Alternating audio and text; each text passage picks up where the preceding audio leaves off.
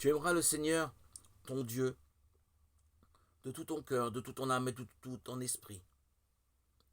Jésus a résumé les devoirs de l'homme envers Dieu par cette parole.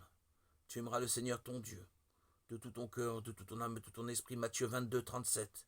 Celle-ci fait immédiatement écho à l'appel solennel. Écoute Israël, le Seigneur notre Dieu est l'unique. Deutéronome 6, 4. Dieu a aimé le premier. L'amour du Dieu unique est rappelé dans la première des 10 paroles. Les commandements explicites.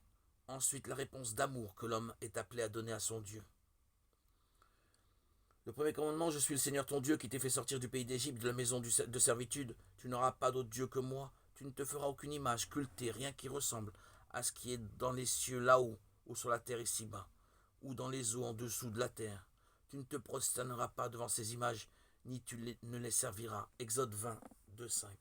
Il est écrit, c'est le Seigneur ton Dieu que tu adoreras, et à lui seul tu rendras un culte. Matthieu 4, 10.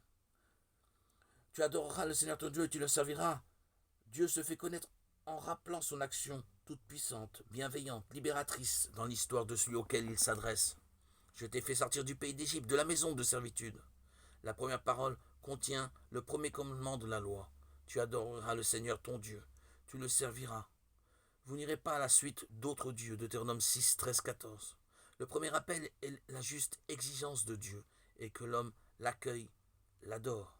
Le Dieu unique et vrai révèle d'abord sa gloire à Israël. La révélation de la vocation et de la vérité de l'homme est liée à la révélation de Dieu. L'homme a la vocation de manifester Dieu par son agir, en conformité avec sa création, à l'image et à la ressemblance de Dieu. Il n'y aura jamais d'autre Dieu. Il n'y en a pas eu d'autre depuis des siècles que celui qui a fait et ordonné l'univers. Nous ne pensons pas que notre Dieu soit différent du vôtre.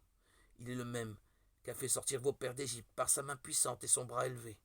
Nous ne mettons pas notre espérance en quelques autres. Il n'y en a pas, mais dans le même que vous, le Dieu d'Abraham, d'Isaac et d'Jacob. Le premier des préceptes embrasse la foi, l'espérance, la charité.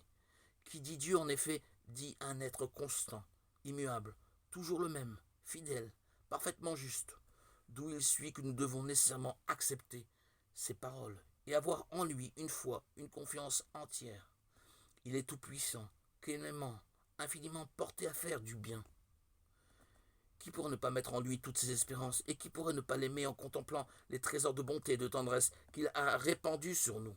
De là cette formule que Dieu emploie dans la Sainte Écriture, soit au commencement, soit à la fin de ses préceptes. Je suis le Seigneur.